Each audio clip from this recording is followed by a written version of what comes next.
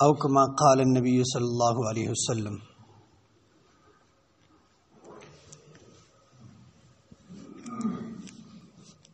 قرآن کریم کے ترتیب سوری کے اعتبار سے قرآن کریم کی جتنی صورتیں ہیں ان کی دو ترتیبیں ہیں۔ ایک ترتیب جس ترتیب سے وہ نازل ہوئی ہے، اور ایک ترتیب وہ ہے جو ہمارے سامنے مصحف میں لکھی ہوئی ہے۔ جس طرح سب سے پہلے اترنے والی سورت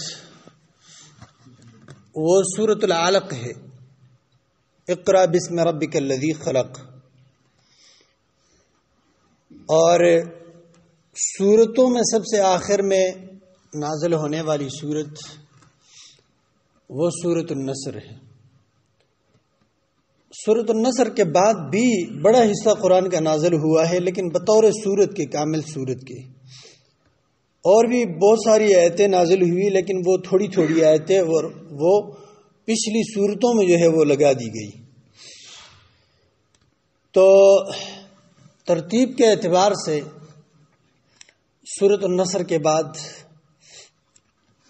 تقریباً 4 سورتیں ہیں، اور سب سے پہلے نازل ہونے والی سورت سورۃ العلق، اس کی 5 آیتیں نازل ہوئی، تو وہ ترتیب کے لحاظ سے بہت پیچھے ہیں۔ سب سے پہلے جو ترتیب کے لحاظ سے جو سورت ہے وہ سورۃ الفاتحہ ہے، لیکن یہ نزول کے اعتبار سے کافی پیچھے ہی، اور اس کا نزول بھی ہوا ہے 2 مرتبہ۔ تو سورتوں کی جو ترتیب ہے وہ پھر 3 اعتبار سے ہے۔ ایک اس کے نزول کے اعتبار سے، تو وہ سب سے پہلے نازل ہونے والی سورت، اس کی پہلی 5 آیتیں سورۃ العلق کی۔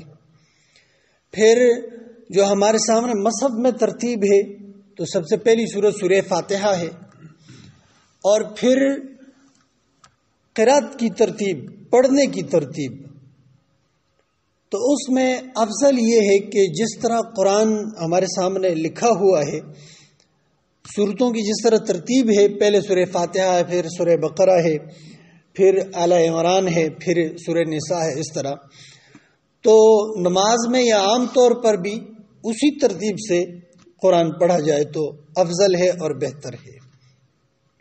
سورہ فاتحہ تو ہر رکعت میں ہے، پھر اس کے بعد جو بھی سورت انسان پڑھے تو چاہیے کہ اس کے بعد والی ہی سورت پڑھے، اور اگر اس کے بعد والی نہیں پڑھنی تو پھر ترتیب میں جو اس کے بعد پڑھتی ہے، یعنی اس کے بعد جو ہے، مثلا ایک رکعت میں آپ نے 10ویں پارے سے یا 12ویں یا 15 یا 20ویں پارے سے پڑھا، تو اب اگلی رکعت میں چاہیے کہ اس کے بعد جو پارے پڑھتے ان میں سے کسی سورت سے پڑھا جائے، تو یہ بہتر ہے۔ لیکن جو صورتیں پہلے ہے اس کو بعد میں پڑھ سکتے ہیں، اور جو بعد میں ہے اس کو پہلے بھی پڑھ سکتے ہیں۔ نبی کریم صلی اللہ علیہ وسلم نے ایک بار نماز پڑھی، تہجد کی نماز تھی، تو عبداللہ بن عباس رضی اللہ عنہ ساتھ کھڑے ہیں، تو فرماتے ہیں کہ نبی علیہ الصلوۃ والسلام نے تہجد کی نماز میں سورہ بقرہ کی تلاوت شروع فرما دی، تو میں نے کہا کہ ایک پارہ پڑھیں گے تو رکوع میں چلے جائیں گے، ایک رکعت میں ایک پارہ پڑھ لیں گے۔ نبی علیہ الصلوۃ والسلام پڑھتے رہے کہ سورت ختم ہو گئی، تو میں نے کہا شاید ابھی رکوع فرما لے، تو اس کے بعد نبی علیہ الصلوۃ والسلام نے سورہ نساء شروع کر دی، تو میں نے کہا شاید سورہ نساء پڑھ کے پھر رکوع میں چلے جائیں اور یہ رکعت ختم کر دیں۔ فرماتے ہیں کہ پھر اس کے بعد نبی علیہ الصلوۃ والسلام نے سورہ آل عمران شروع کر دی، تو سورہ آل عمران پہلے ہے اور سورہ نساء بعد میں ہے، لیکن نبی علیہ الصلوۃ والسلام نے سورہ نساء پہلے پڑھ لی اور پھر سورہ آل عمران بعد میں پڑھ لی۔ تو یہ جو ترتیب کو توڑنا ہے یہ بھی خود نبی علیہ السلام سے ثابت ہے، یعنی اس طرح بھی کر سکتے ہیں، لیکن زیادہ تر نبی علیہ السلام کی جو ترتیب رہی ہے وہ یہی کہ جو صورت پہلے ہے وہ پہلے پڑھتے اور جو بعد میں ہے اس کو بعد میں پڑھتے. جس طرح چند کچھ مخصوص دنوں کے حوالے سے مخصوص صورتیں ہیں، مثلا جمعے کے دن فجر کی نماز میں نبی علیہ السلام کی سنت اور آپ کا طریقہ رہا ہے کہ سورہ سجدہ جو ہے پہلی رکعت میں تلاوت فرماتے اور سورۃ الدہر، سورۃ الانسان وہ دوسری رکعت میں. اس طرح جمعے کی نماز میں سورۃ الاعلی، سبح اسم ربک الاعلی، یہ پہلے تلاوت فرماتے اور اس کے بعد سورۃ الغاشیہ. اس طرح اور بھی مختلف نمازوں کے حوالے سے نبی علیہ السلام سے مروی ہے. تو بہتر ترتیب یہ ہے، لیکن دوسری ترتیب یعنی ترتیب توڑنا بھی جائز ہے، اور ترتیب کو ملحوظ خاطر رکھنا وہ سب سے افضل ہے. تو مصحف جو ہمارے سامنے قرآن ہے، اس میں جو ترتیب ہے وہ سب سے پہلی سورت سورۃ الفاتحہ ہے. یہ جو سورت ہے اس کی عظمت کی طرف اشارہ ہوتے ہوئے اس کی مفسرین نے اس کے کوئی 28 نام ذکر کیے ہیں اور ہر نام کی وجہ بھی ذکر فرمائی ہے. ایک مفسر ہے علامہ امام مفسر آلوسی رحمہ اللہ، ان کی تفسیر ہے روح المعانی. اس میں امام صاحب نے ہر سورہ فاتحہ کا ہر نام ذکر کیا ہے، تقریباً 28 کے قریب نام، اور پھر ہر نام کی وجہ بھی بتائیے کہ یہ نام کیوں ہے. تو مشہور نام سورۃ الفاتحہ، کیونکہ اس سے ایک تو قرآن کا افتتاح ہو رہا ہے اور نماز کا آغاز بھی اسی سے کرتے ہیں، تو اس وجہ سے. ایک ہے سورۃ الحمد، کیونکہ اس کا آغاز الحمدللہ سے، بسم اللہ کے بعد. اور ایک نام ہے سورۃ ام القرآن، قرآن کی بنیاد، قرآن کا مرکز. اور ایک ام الکتاب، وہ بھی ایک ہی مقصد ہوا. ایک نام ہے سورۃ الشافیہ، شفا دینے والی صورت. اور ایک ہے سورۃ الکافیہ، کافی ہو جانے والی صورت. ایک ہے سورۃ الوافیہ کہ اس میں قرآن کریم کے سارے مضامین وہ موجود ہیں اور قرآن کے اغراض و مقاصد ذکر ہے. ایک نام ہے سورۃ الکنز، کنز کا معنی خزانہ، تو یہ قرآن کریم کا اور علوم کا ہی خزانہ ہے. اس لیے سیدنا علی المرتضی رضی اللہ تعالی عنہ فرماتے ہیں کہ میں صرف سورہ فاتحہ اس کی جو میں تفسیر جانتا ہوں، اگر میں وہ بیان کروں مکمل تفسیر، اس کو میں لکھوں تو اتنی کتابیں اس کی بنیں گی کہ 70 اونٹ اس کو اٹھائیں گے.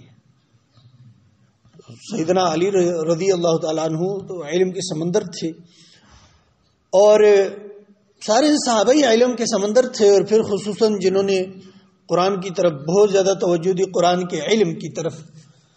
جس طرح عبداللہ بن عمر رضی اللہ عنہ کے بارے میں آتا ہے کہ انہوں نے سورہ بقرہ جو 2.5 پاروں کی ہے، اس کو سیکھنے میں 12 سال لگائے، اور بعض روایتوں کے مطابق 9 سال.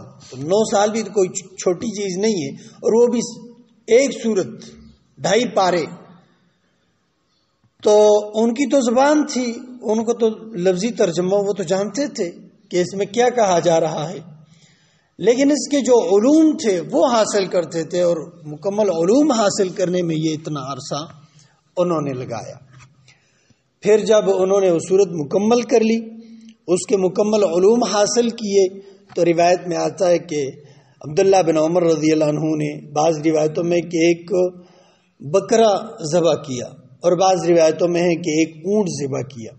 تو اس سے ثابت ہوتا ہے کہ قرآن یا قرآن کا کچھ حصہ مکمل ہونے پر بطور خوشی کے اور اللہ سبحانہ و تعالیٰ کے شکر کی ادائیگی کے طور پر کچھ صدقہ کیا جا سکتا ہے، لیکن اس کو قرآن کا لازمہ جو ہے وہ نہیں سمجھنا چاہیے. تو بہرحال سورہ بقرہ میں بڑے علوم پڑے، اس لیے اس کا ایک نام ہے سورۃ الکنز اور ایک نام ہے سورۃ الرقیہ یا سورۃ الرقیہ، دم کی صورت۔ اور اس کا مشہور واقعہ ہے، بارہا آپ نے سنا ہوگا کہ صحابہ ایک سفر میں تھے تو ایک قبیلے کے پاس سے گزرے تو ان سے مہمان نوازی کا مطالبہ کیا کہ آپ ہمیں کچھ کھلائے پلائے، تو انہوں نے انکار کر دیا۔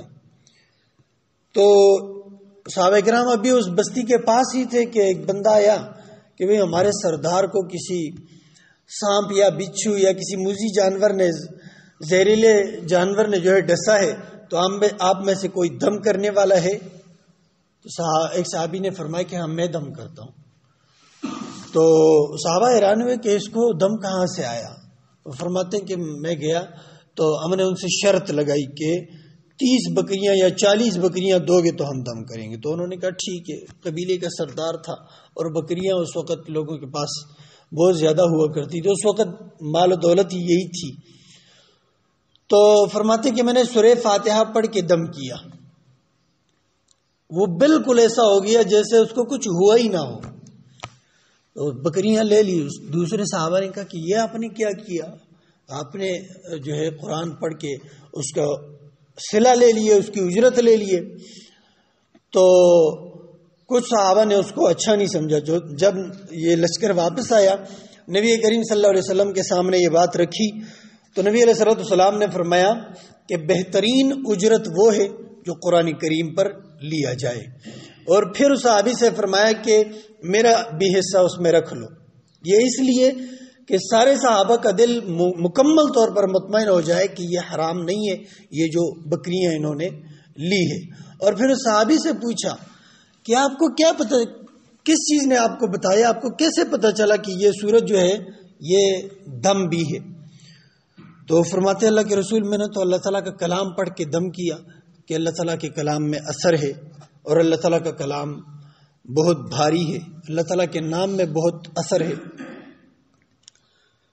یہ جو دم ہے یہ تو الگ ایک موضوع ہے، لیکن مختصر سی بات اس حوالے سے میں عرض کروں کہ ایک آپ کا کوئی کام پھنسا ہوا ہو کسی محکمے میں، اور آپ کسی بڑے شخص کے پاس جاتے ہیں اور وہ بڑا آپ کو کہتے ہیں کہ آپ جائیں اور میرا نام لے لیں۔ تو ایک بڑے انسان کا نام لینے سے کسی محکمے میں آپ کا کام ہو جاتا ہے۔ تو یہ ساری کائنات ہی رب العالمین کے سامنے ایک چھوٹا سا کارخانہ ہے اور بے حیثیت ہے۔ تو پھر اس کارخانے میں یا اس سسٹم میں کوئی خرابی آ جاتی ہے تو اس خرابی کے سامنے آپ اللہ سبحانہ و تعالیٰ کا نام پیش کرتے ہیں تو کیوں کر وہ کام نہیں ہوگا؟ تو صرف اللہ سبحانہ و تعالیٰ کا نام بھی بہت بڑا کام کر سکتا ہے، اور پھر بسم اللہ تو اس سے بھی جو ہے زیادہ کام کرنے، اور پھر پوری سورہ فاتحہ، پھر قرآن کریم کا کوئی بھی حصہ پڑھا جائے تو اللہ سبحانہ و تعالیٰ کا فرمان ہے کہ وَنُنَزِّلُ مِنَ الْقُرْآنِ مَا هُوَ شِفَاءٌ وَرَحْمَةٌ، ہم جو قرآن نازل کر رہے ہیں اس میں شفا ہے۔ تو قرآن کریم سارا باعث شفا ہے، اور یہ سورت خصوصی طور پر سورۃ الشافیہ اور سورۃ الرقیہ، یہ شفا دینے والی صورت ہے اور دم والی صورت ہے۔ ایک نام ہے اس کا سورۃ الصلاۃ، اور یہ ایک نام اس کا ذکر کر کے پھر اپنی بات ختم کرتا ہوں۔ نبی علیہ السلام کا فرمان ہے، جو حدیث ہم نے شروع میں پڑھی، اور حدیث ہے قدسی ہے۔ اللہ سبحانہ و تعالیٰ فرماتا ہے قسمت الصلاۃ بینی و بین عبدی نصفین، میں نے نماز کو اپنے اور اپنے بندے کے درمیان میں آدھا آدھا تقسیم کیا ہے۔ آدھی نماز وہ میرے بندے کی ہے، میرے بندے کے لیے ہے، اور آدھی نماز میری ہے یا میرے لیے ہے۔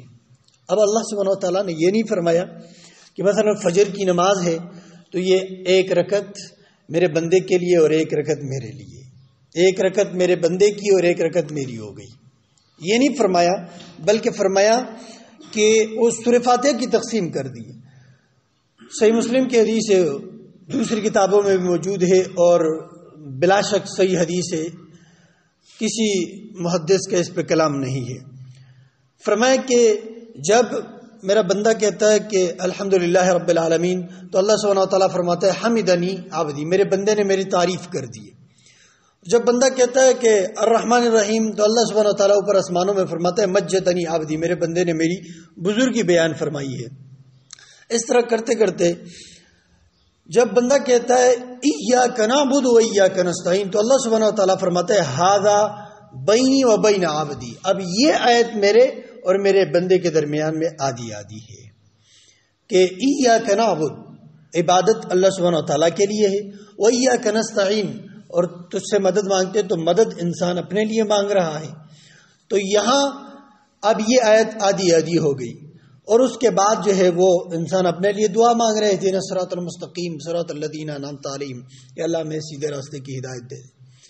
تو ایاک نعبد یہ لفظ اور اس سے پہلے یہ اللہ سبحانہ تعالیٰ فرماتا ہے کہ یہ حصہ میرے لیے ہے، اور اس کے بعد ایاک نستعین اور اس کے بعد کا حصہ اللہ تعالیٰ فرماتا ہے یہ میرے بندے کے لیے ہے۔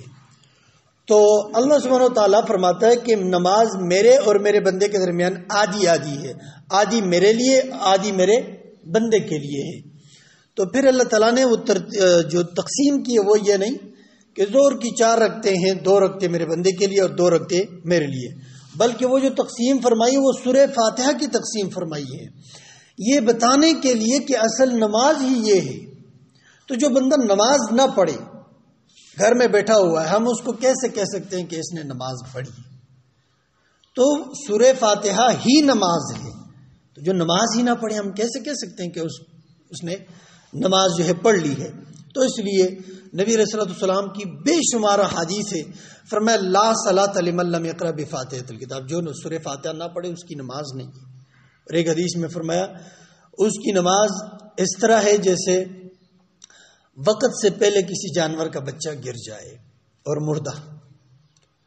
تو کیا ایسا جانور کوئی قبول کرتا ہے؟ تو ایسی نماز بھی اللہ سبحانہ و تعالیٰ کو قبول نہیں ہے۔ اور ایک حدیث میں انتہائی وضاحت، نبی علیہ السلام نے فجر کی نماز پڑھی، اس میں قرأت اونچی ہوتی ہے، تو نماز کے بعد فرمایا کہ تم میں سے میرے پیچھے کوئی کچھ پڑھتا ہے؟ تو صحابہ نے کہا کہ اللہ کے رسول جو آپ پڑھتے ہیں ہم وہی پڑھتے ہیں، یعنی آپ سورہ فاتحہ پڑھتے تو ہم سورہ فاتحہ پڑھتے ہیں، آپ دوسری سورت پڑھتے تو ہم آپ کے ساتھ ساتھ وہ پڑھتے رہتے ہیں۔ تو نبی علیہ السلام نے فرمایا کہ میں نے کہا کہ میرے اوپر یہ قرآن ذرا بھاری ہو رہا ہے، تو فرمایا لا تفعلوا، ایسا نہ کرو، جب میں اونچی آواز میں قرأت کر رہا ہوں تو پھر میرے پیچھے جو ہے مزید قرآن نہ پڑھا کرو، الا بام القرآن، صرف سورہ فاتحہ پڑھا کرو، اس کے علاوہ اور کچھ نہ پڑھا کرو۔ فإنه لا صلاة لمن لم يقرأ بها، کیونکہ سورہ فاتحہ کے بغیر تو نماز ہی نہیں ہوتی، لیکن اس کے علاوہ جو ہے اور قرأت نہ کرو۔ تو یہ تو حدیث انتہائی واضح ہے، اور اس میں تو پھر کوئی شک ہی باقی نہیں رہ جاتا۔ تو بہرحال اس سورت کے ناموں میں سے ایک نام ہے الصلاۃ، نماز، کہ یہ سورت ہی اصل نماز ہے۔ اللہ تعالیٰ ہمیں سمجھنے اور عمل کرنے کی توفیق عنایت فرمائے۔ کل سے انشاءاللہ اعوذ باللہ کا ترجمہ، تفسیر اور بسم اللہ کا، اگر اللہ تعالیٰ نے توفیق دی، اللہ تعالیٰ ہمیں عمل کرنے کی توفیق عنایت فرمائے۔ وآخر دعوانا الحمدللہ رب العالمین۔